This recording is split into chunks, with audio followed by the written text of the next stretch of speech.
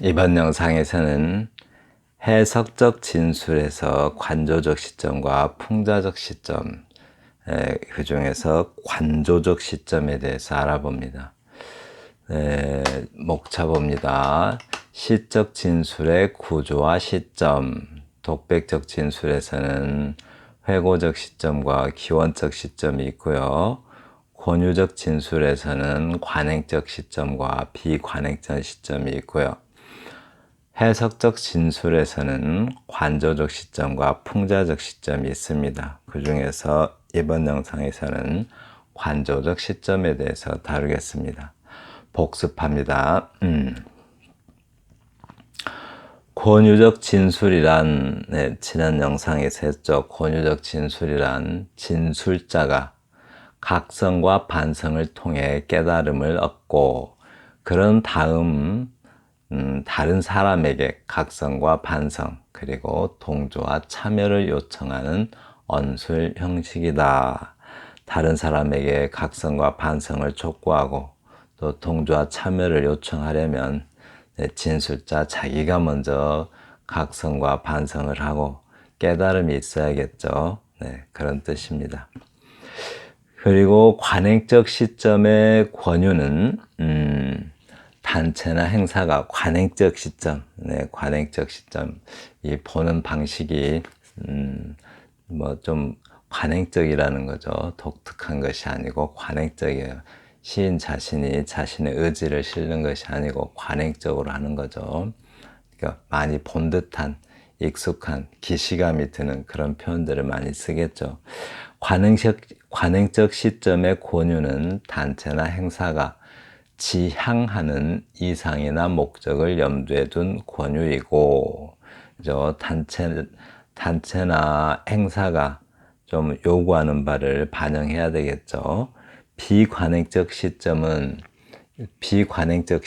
권유는 진술자의 주관적 주장으로 이루어진 권유다. 비관행적 시점은 진술자, 시인 자신의 주관적인 주장, 또 시인 자신의 이상과 목적이 반영되는 그런 권유이다라고 합니다. 일상어로 이루어진 구어체의 권유적 진술은 웅변투에 반복되는 식구와 리듬을 갖는다.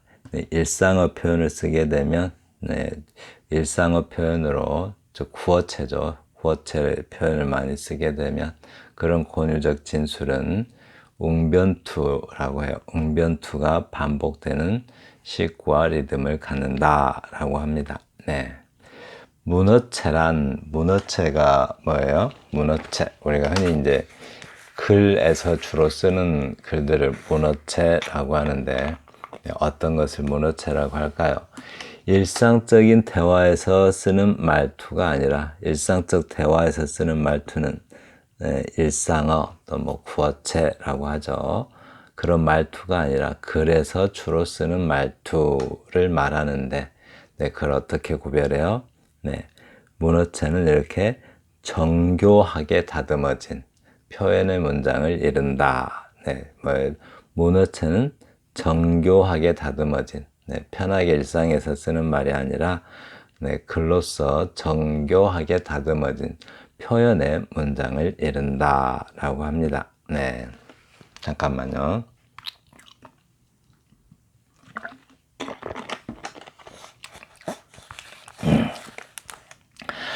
해석적 진술 이번 영상에서 할 건데요. 해석적 진술에는 관조적 시점이 있고 풍자적 시점이 있죠.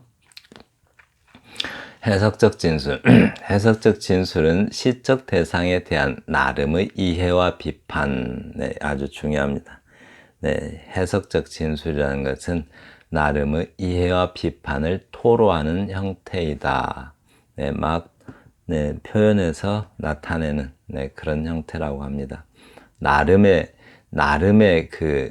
진술자 나름의 이해와 비판, 진술자 나름의 이해와 비판, 뭐에 대한요? 시적 대상에 대한 진술자 나름의 이해와 비판을 토로하는 형태이다. 해석적 진술에는 관조적 시점의 진술과 풍자적 시점의 진술이 있다. 두 가지가 있대요. 여기서는 두 가지만 다루는 거죠. 관조적 시점의 해석은 관조적 이란 말을 좀 먼저 알아야겠죠. 관조적 시점의 해석은 대상에 대한 이해, 네, 아주 중요합니다. 이 말, 이 표현. 네, 이게 아주 중요해요. 이게. 자, 봐요. 관조적 시점의 해석은 대상에 대한 이해를 지향하고, 풍자적 시점의 해석은 대상에 대한 논평을 지향한다. 네, 이거 아주 중요합니다. 이해. 그러니까 관조적 시점 하면 여기 나오는데요. 자, 봐요. 왜 관조적 시점에서는 다시 한번 봐요. 관조적 시점의 해석은 이해가 중요하다고 했죠. 이해, 대상에 대한 이해. 그리고 풍자적 시점은 대상에 대한 논평, 한마디 하는 거죠. 논평을 지향한다. 풍자적 시점은 비판적이고, 관조적 시점은 이해이죠. 네. 그래서 관조적 시점, 네, 관조적이란 말을 알아야 이제 관조적 시점이 왜 이해를 지향하는지 알아야겠죠. 관조, 볼관자에다가 관조, 볼관자에다 빛을 조자를 쓰죠. 네, 환하게 비춰서 본대요. 네, 대상을 환하게 비춰서 봐서 그거에 대한 해석을 한다고 그래요. 대상을 환하게 비춰보는 이유가 뭐예요? 네, 대상에 대한 이해를 하기 위해서죠. 네, 그 대상에 대한 이해를 해서 그것을 보여준다라고 합니다. 일반적으로 존재 의미를 탐구한다. 의미. 존재와 그 존재의 의미의 탐구를 통한 세계에 대한 새로운 인식과 이해를 보여준다. 아주 중요한 말입니다. 네. 대상의 존재적 의미를 탐구하고 세계, 어떤 대상이 있으면 그 대상이 세계죠. 세계에 대한 새로운 인식과 이해를 보여준다. 네, 인식, 이해, 관조. 그 관조라는 말을 좀 우리가 관조적이다 이런 말 많이 쓰죠. 그러니까 어떤 그 사전적 의미로는 고요한 마음으로 사물이나 현상을 관찰하여 비추어 봄 이렇게 하는데 이렇게 말해가지고 와닿지가 않죠. 한자를 풀어봐요. 한자를. 관조적 관조하면은 네, 이건데요. 이렇게 관조하면은 관조적이다 이러면은 뭐죠? 이렇게 빛을 볼관자죠. 볼관자 빛을 줘 대상을 환하게 비춰서 본다라고 해요. 이렇게 이제 좀 고요한 마음으로 비춰본대요. 왜요? 그것의 의미를 탐구하고 그 대상에 대해서 이해를 하기 위해서 보는 거죠. 그래서 네, 이렇게 가만히 비추어서 보는 것, 그것을 관조적이다라고 합니다. 네. 시 보겠습니다.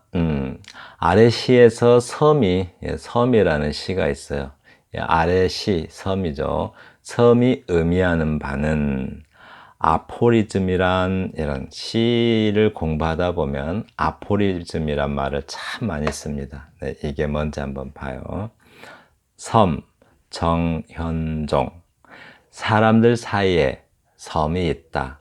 그 섬에 가고 싶다. 아주 간결한 시, 딱 두 줄짜리 시입니다. 사람들 사이에 섬이 있다. 그 섬에 가고 싶다. 이렇게 사람들 사이에 섬이 있다. 그 섬에 가고 싶다. 섬이 좀 그 섬에 가고 싶다라고 한 것으로 봐서 여기서는 섬이 왠지 좀 긍정적인 느낌이 들죠. 보통 섬 그러면은 부정적이죠. 이렇게 고립되고 외롭고 소외되고 이런 느낌, 그런 느낌인데 이렇게 해서 섬이 의미하는 바 이렇게 했을 때 이 섬을 무슨 뜻인지 알기는 거의 불가능하죠. 그러니까 시인이 생각하는 그 섬을 안다는 것은, 독자가 안다는 것은 불가능합니다. 너무 간결하게 써놨어요, 알게는. 그런데 시인은 왜 이렇게 간결하게 써놨어요? 섬을 독자의 경험에 의해서 섬을, 의미를 포착하라는 거죠. 시인이 생각하는 섬을 포착하는 게 아니라 독자가 살아온 경험에 의해서 그 섬의 의미를 포착하라는 거죠. 그런데 어떻게 해요? 그 섬에 가고 싶은 섬이 되라는 거죠. 네, 그 섬에 가고 싶다라고요.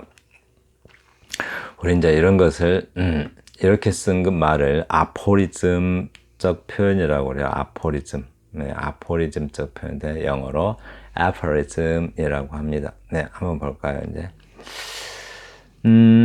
아까 위의 시에서 섬이 의미하는 바는 이 섬이 의미하는 사람들 사이에 있는 섬이 뭘까? 그죠?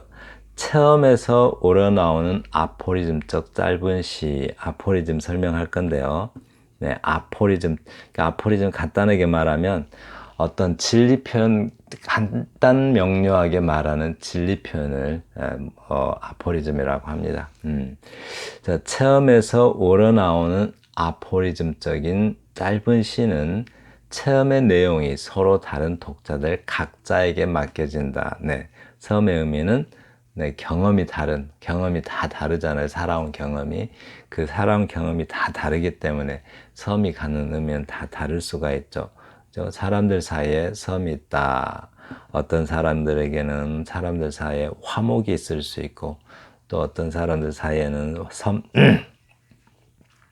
그 섬이 어떤 그 고단한 삶일 수도 있겠죠. 관계일 수도 있고, 뭐 여러 가지 의미가 있을 수 있는데, 독자들 각자에게 맡겨진다라고 합니다.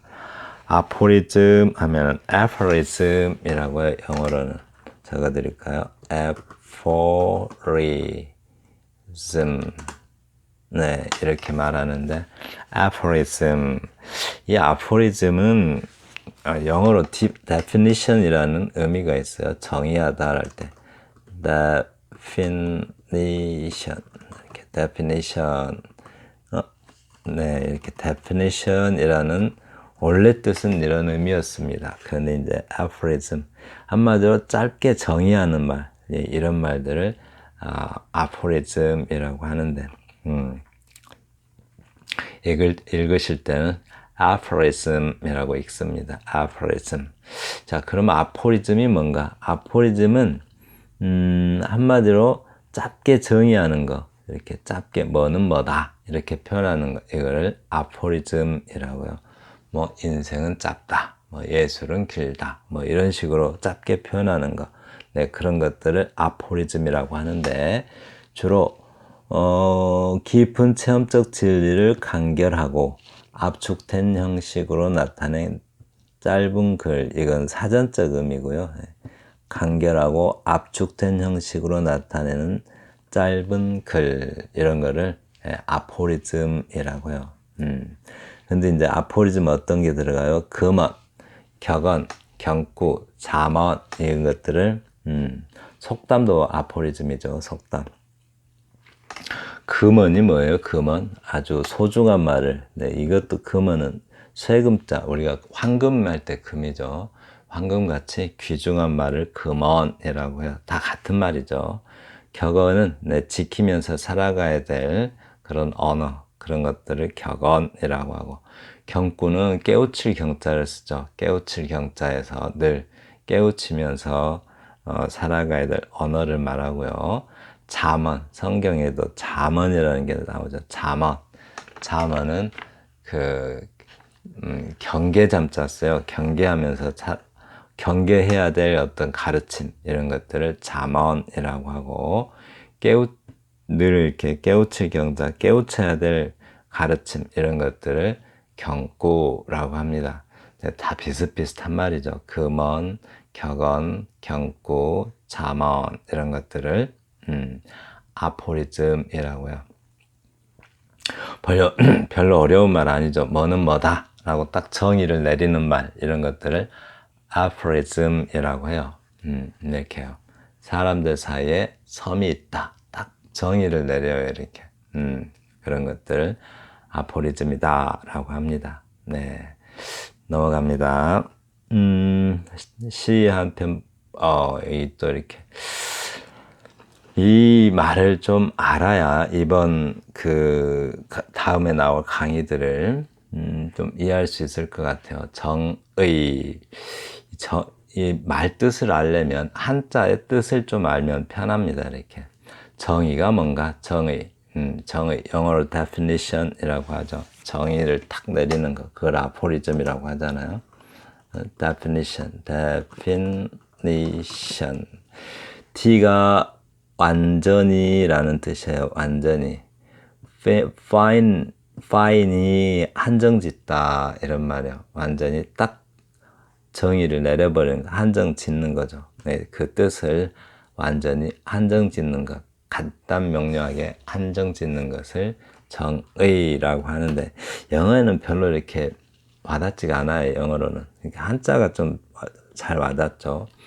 의자는 이렇게 오를 의자도 뜻 의자로 쓰고 또 이 의자도 있죠. 그 뜻 의자가 이 의자를 좀 구별해서 쓰시면 이해가 좀 편해요.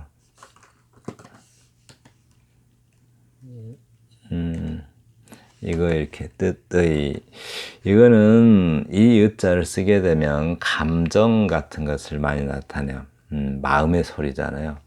여기 소리 음자 밑에 마음 심자 있죠. 마음의 소리니까 감정이라는 뜻을 많이 나타내고 여기 오를 의자도 뜻 의자로 많이 쓰죠. 이렇게 뜻을 정한다. 이거는 사전적 의미, 네, 올바른 말의 뜻. 그러니까 사전적 의미의 의자입니다. 이렇게 말이 뜻하는 바 정도 되겠네요. 뜻하는 바. 그러니까 말이 가지고 있는 의미. 네, 아까 그 소리 음자 밑에 마음 심자 있는 뜻 의자는 감정이죠. 마음의 소리니까 그런 의자일 때, 느낌일 때 그 의자를 많이 쓰고 어떤 말의 뜻, 네, 이런 것을 올바른 뜻을 나타낼 때는 이 의자를 씁니다. 그래서 그 뜻을 정한다라는 뜻이에요. 정의가. 그래서 말이나 사물의 뜻을 명백히 밝혀 규정함이라고 하는데 한마디로 정의는 뭐예요? A는 B이다. 이렇게 사람들 사이에 섬이 있다. 이렇게 딱 결론을 내리는 것. 네. 완전히 한정지어서 이렇게 말하는 것. 그것을 정의라고 합니다. 네. 개념의 내용을, 말의 내용을 밝혀서 다른 말과 구별하여 뜻을 결정하는 언술 형태이다. 네. 정의란, 여기다 이렇게 정의란 말 넣어주면 좋겠네요. 정의란. 말의 내용을, 개념의 내용을 밝혀서 다른 말과 구별하여 뜻을 결정하는 언술 형태이다. 이 문장을 좀 이해하도록 노력해 주세요. 이렇게. 어떤 말의 내용을 밝혀서 다른 말과 그 뜻이 다름을 결정하는 언술 형태이다. 예를 들어서 사람은 이성적 동물이다. 정의를 이렇게 딱 봐요. 예, 사람은 이성적 동물이다. 라는 정의를 예로 들면 여기다 이렇게 할까? 라는 정의를 이렇게 라는 정의를 예로 들면 사람과 동물의 같음과 다름을 빌려 정의하고 있다. 그러죠? 사람과 동물이 같음은 뭐예요? 둘 다 동물이라는 점. 그죠? 네. 사람은, 그리고 다름은 뭐예요? 다름은 사람이 이성적이라는 점. 네. 이것을 빌려서 정의하고 있다. 이 유개념, 종개념, 종차라는 말. 네, 이게 얼핏 보면 별로 그렇게까지 중요한 말인가 싶기도 해요. 그런데 자주 나오더라고요. 제가 자주 접하게 돼요. 그래서 한번 설명을 하려고 합니다. 먼저 유개념이라는 것 봐요. 유를 한자를 보다 개념, 말의 어떤 말의 뜻을 개념이라고 하죠. 개념.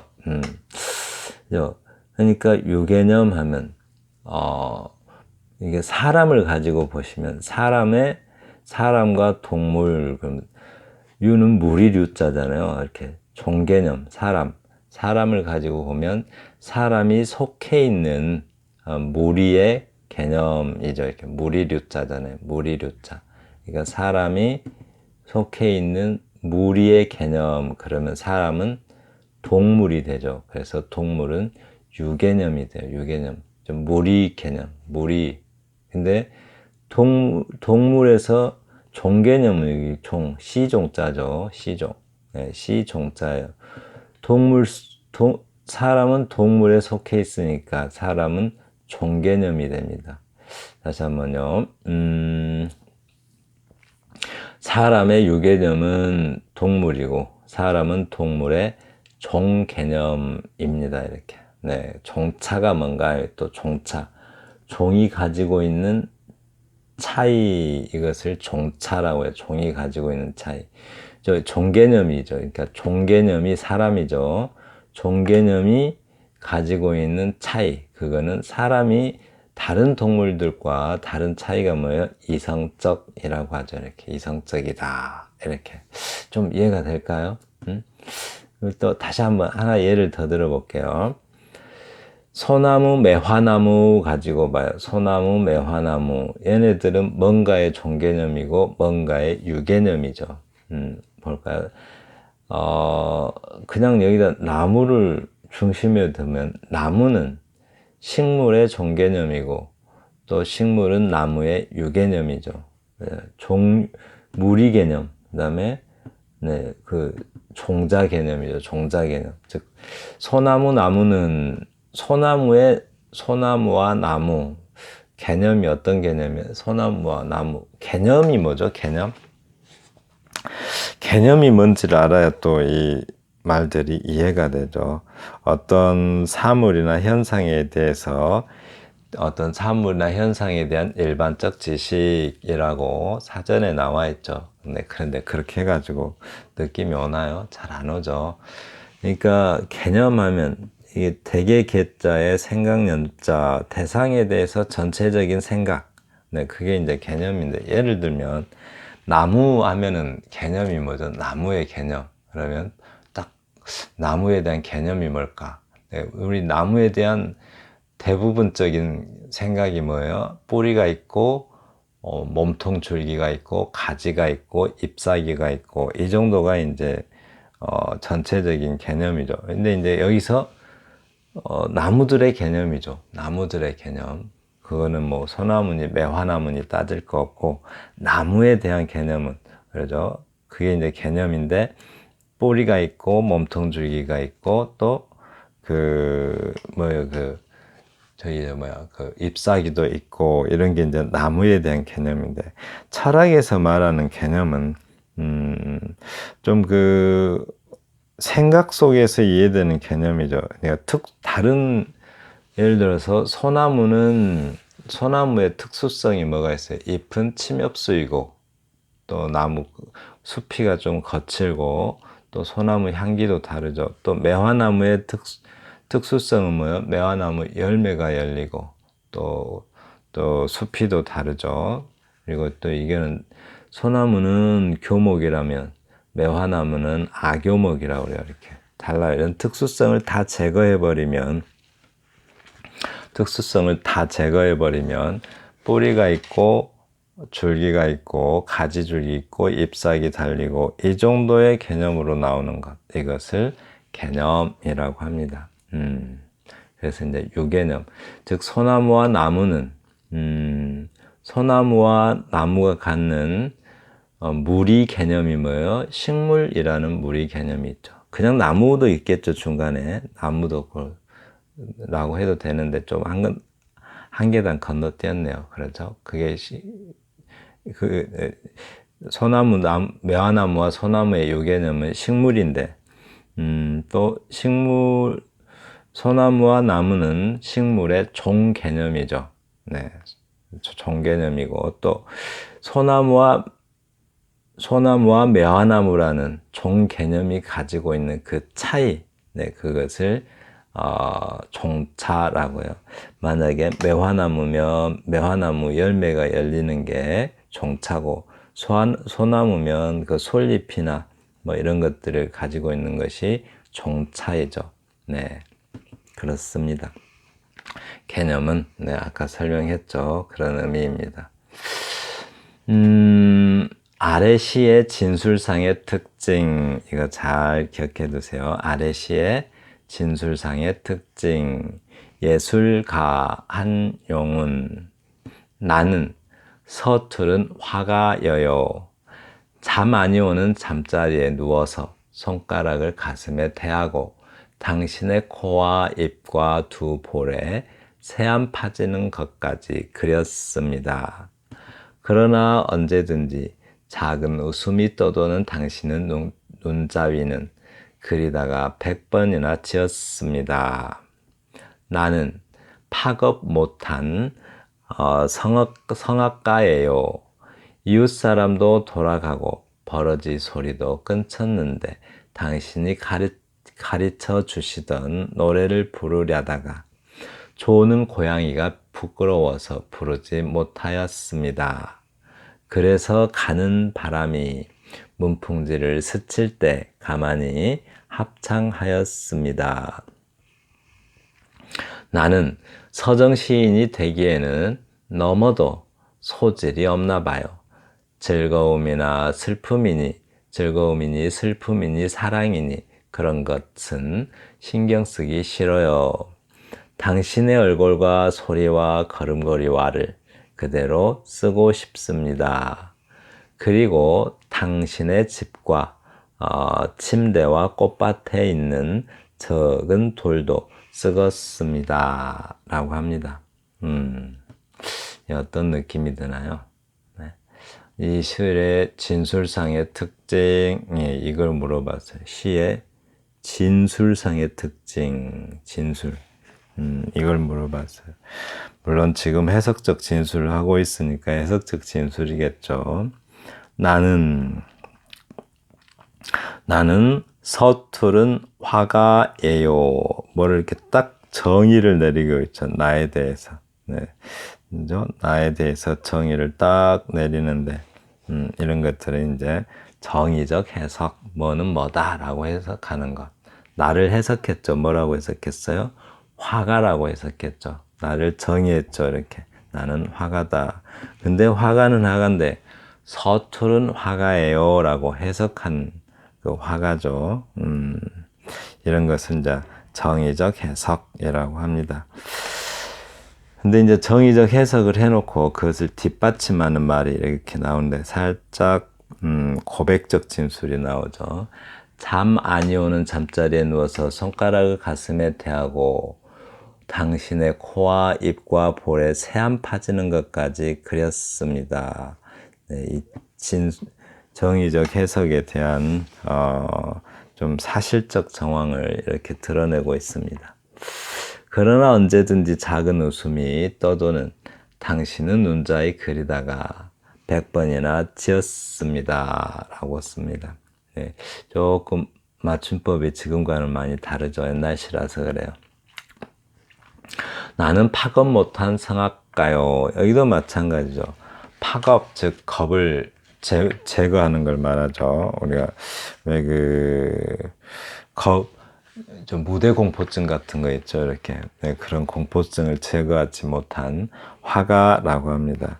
살짝 이렇게 앞에서 정의를 해놓고 정의적 해석적 정의라고 해도 괜찮겠죠. 이게 이제 해석한 부분이고 나는 성악가예요 라고 하잖아요. 이렇게 파업 못한 성악가예요.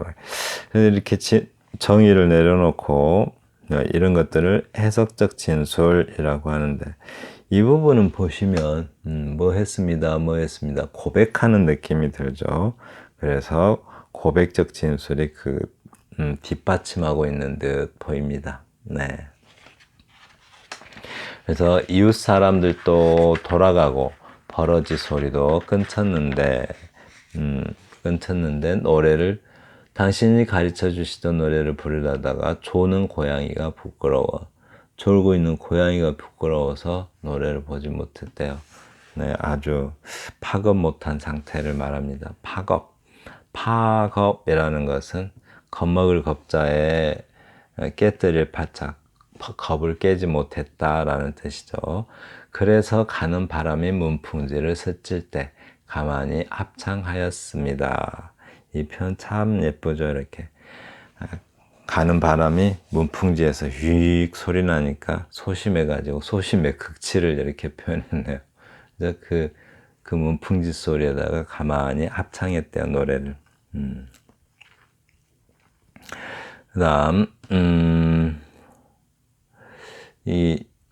나는 서정 시인이 되기에는 너무도 소질이 없나 봐요. 이건 딱 정의라기보다는 왠지 자기의 심정을 표현하고 있죠. 뭐 하나 봐요. 이렇게 추측하는 느낌. 즐거움이니 슬픔이니 사랑이니 그런 것은 쓰기 싫어요. 쓰기 싫어요. 당신의 얼굴과 소리와 걸음걸이와 그대로를 쓰고 싶습니다. 그리고 당신의 집과 침대와 꽃밭과 꽃밭에 있는 적은 돌도 쓰겠습니다. 라고 합니다. 네. 작은 돌이죠. 작은 돌. 적은 돌. 작은 돌. 네, 이런 것도 쓰겠다고 합니다. 예, 마지막 연은 좀 그 심정을 이렇게 자기 표현하고 있죠. 자, 이 위의 시의 진술상의 특징이 뭐예요? 그죠? 대상에 대해서 정의를 하는 듯한 해석적 진술에 해석적 진술을 첫 행에서 해놓고 그 밑에다 고백적 진술로 그 사실적 정황을 드러내고 있죠. 좀 더 구체화시키고, 네, 그러고 있습니다. 아래 시가 독자의 공감을 얻기가 어려운 이유는, 네, 이거 아주 중요합니다. 이렇게. 독자, 어떻게 보면 좀 시가 괜찮은 것 같은데 이상하게 느낌이 안 올 때가 있어요. 잘 쓴 거, 뭔가 글이 멋있긴 멋있는데, 그죠? 딱 와닿지가 않아요. 네, 그런 느낌이 있죠. 네, 그랬을 때, 독자의 공감을 얻기가 어려운 이유, 이걸 보자는 거죠. 왜 독자의 공감을 얻기가 어려운가? 몇 가지가 있을 수 있는데, 하나씩 봐요. 제목, 공포심, 아버지의 노랫가락이, 자유라면, 술은 거짓 민주주의다. 뭔지 모르게 멋진 표현 같은데, 그죠? 아버지의 노랫가락이, 자유라면, 술은 거짓 민주주의다. 뭔지 모르게 뭔가 좀 멋있는 표현 같은데, 근데 무슨 말인지를 모르겠어요. 왜 그럴까? 그걸 좀 봐요. 이게 왜 멋있는 표현 같은데, 왜 무슨 뜻인지도 모르는 그런 표현처럼 느껴질까? 이걸 좀 생각해 보시면 되겠죠. 먼저 이렇게 우리가 관념어, 추상어 이런 말을 좀 아셔야 돼요. 관념어, 추상어, 그리고 구체어, 또 뭐가 있죠? 아까 그 구체어라고 할까요? 구체어, 일상어, 또 뭐 있죠? 일상어, 구어체, 네, 이렇게 구체어하고 관념어, 추상어를 좀 봐요. 관념어, 추상어, 개념어 이런 것들 다 한 가지로 생각해 주세요. 한 가지. 개념어, 추상어, 관념어 이 세 가지를 그냥 다 관념어라고 생각하시면 돼요. 관념, 이제 볼가자의 생각념자잖아요. 이렇게 노랫가락 하면 우리는 청각적으로 이해할 수 있는 말이잖아요. 이렇게 노랫가락. 그러면 청각적으로 이해할 수 있는데 자유하면은 감각으로 이해할 수가 있는 게 아니죠. 생각으로 이해할 수 있는 언어죠. 생각.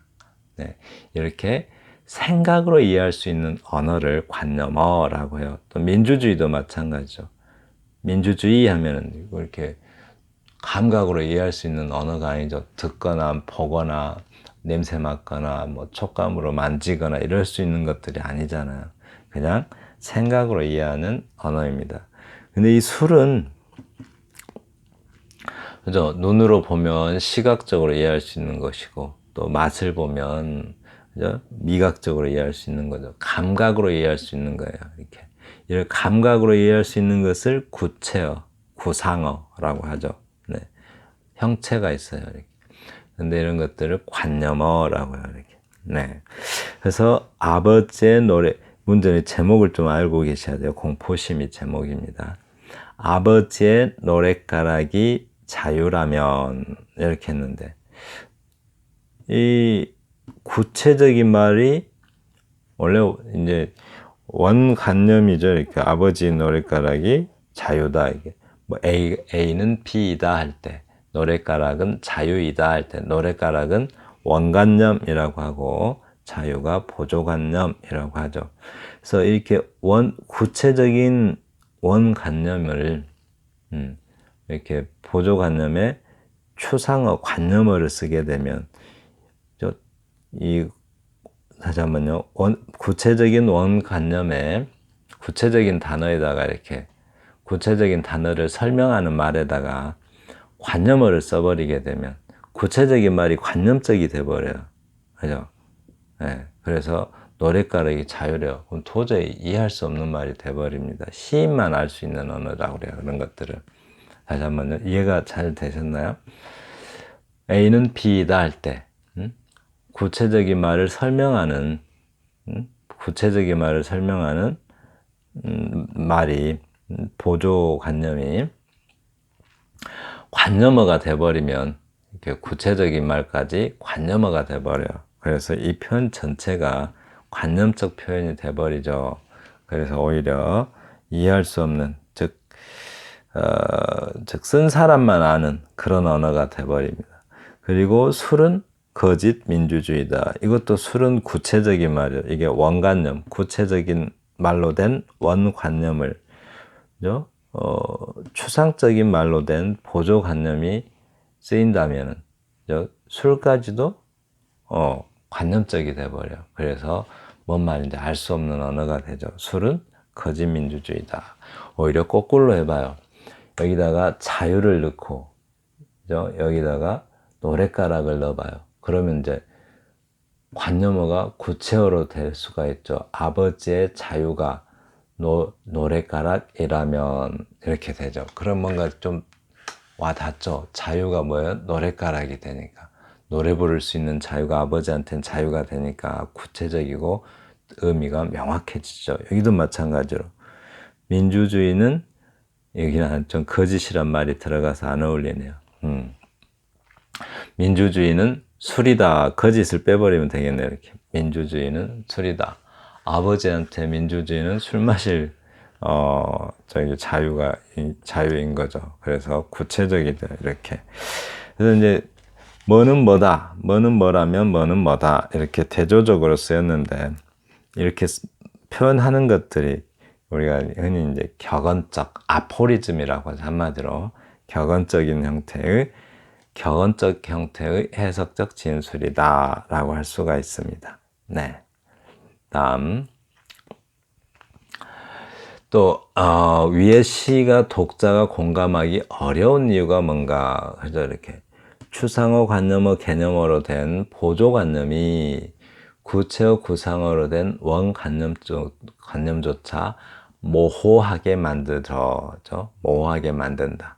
그래서 쓴 사람만 알 수 있는 주관적 해석에 불과하기 때문에 독자의 공감을 얻기가 어렵다.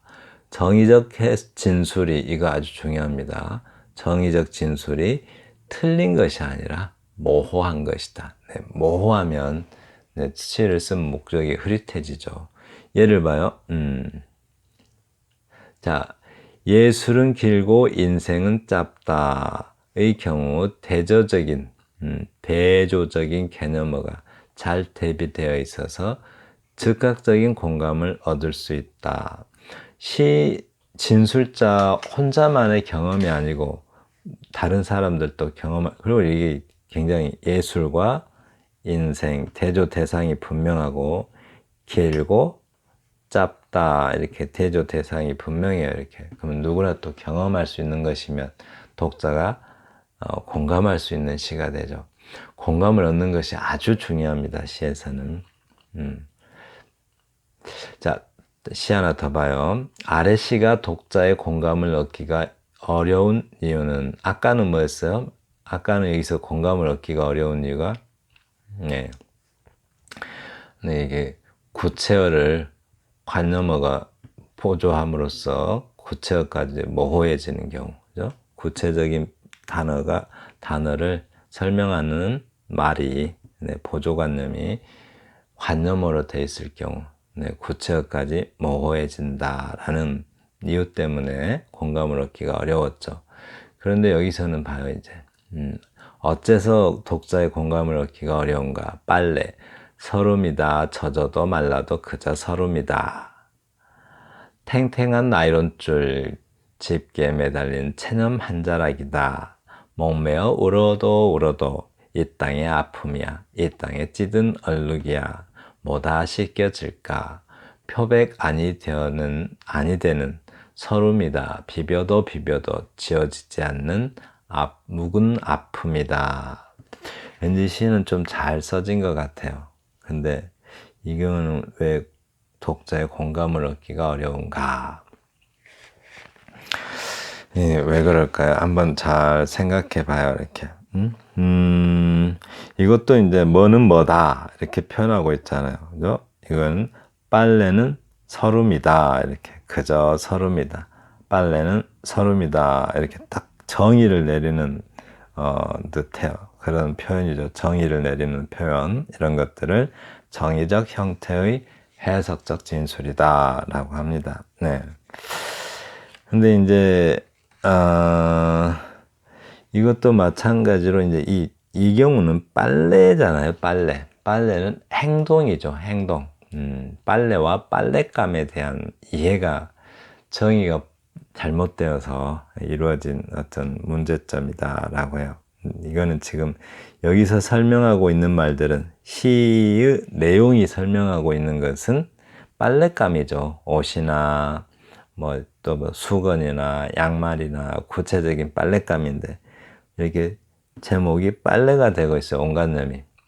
온관념은 주어는 빨래인데, 행인데, 주어는 행이죠. 빨래라는 행위. 그런데 설명하는 수어가 이렇게 빨랫감이면 안 맞죠. 네, 안 맞는다라고 해요. 탱탱한 나이론줄 집게에 매달린 체념 한 자락이다. 빨랫감이죠. 네, 주어가 빨랫감이 돼야 되는데, 여기서 주어는 지금 뭐예요? 빨래 행위를 이렇게 주어로 쓰고 있어요. 목매어 울어도 이 땅의 아픔이야.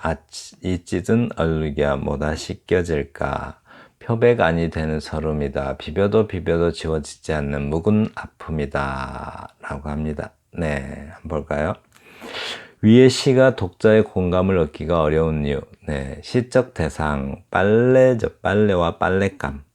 빨래와 빨랫감인데, 그것에 대한 개념 파악, 즉 단어의 의미를 명확히 알지 못한 상태에서 진술을 하고 있기 때문에, 그래서 공감을 얻기가 어렵다고 합니다.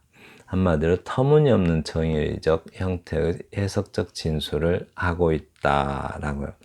엉뚱한 빨래에 대해서 해석적 진술을 해야 되는데, 빨랫감에 대해서 해석적 진술, 즉 지금 사물에 대해서 해석적 진술을 하고 있죠. 그런데 지금 뭐를 해야죠? 빨래는 행위고 빨랫감은 사물이죠. 네. 행위를 써놓고 사물에 대해서 진술을 하고 있어요. 그래서 공감을 얻기가 어렵다라고 합니다. 네. 해석적 진술의 핵심은 얼마나 독자의 공감과 감동을 얻어낼 수 있느냐에 있다.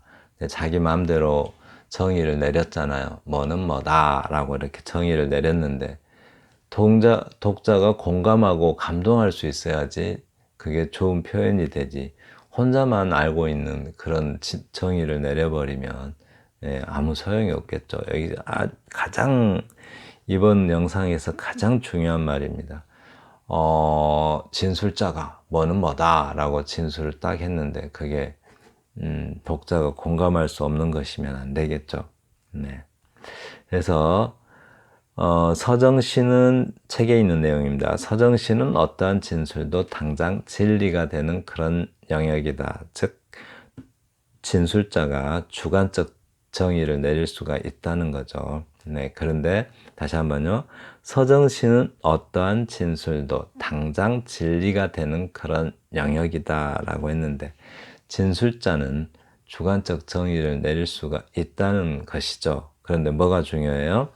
주관적으로 자기 마음대로 정의를 마음대로는 아니겠죠. 정성 들여서 정의를 내렸겠지만 그것이 공감과 감동을 얻을 수 있어야 된다는 거죠. 이렇게.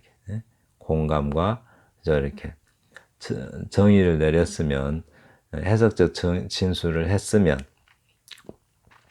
정의를 내렸으면 즉 해석적 진술을 했으면 그게 주관적이니까 뭐예요?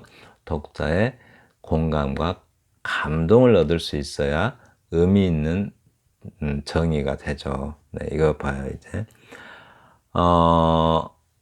이렇게요. 아침은 새로운 시작 이렇게 해도 되고 아침은 어제의 계속 이렇게 해도 둘 다 올바른 표현이 될 수 있는 이유는 증명할 수는 없지만 공감할 수 있는 정서를 바탕으로 이루어지는 언술이기 때문이다. 공감할 수 있어야 돼요. 이렇게.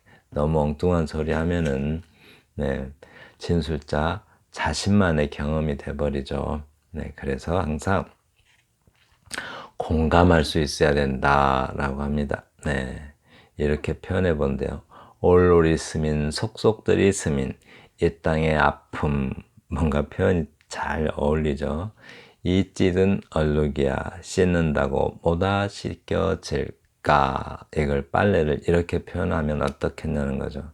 아주 좋죠. 이렇게 표현하면 네, 빨래 해놓고는 올올이 스민 속속들이 스민 이 땅의 아픔 그때를 아픔으로 본대요.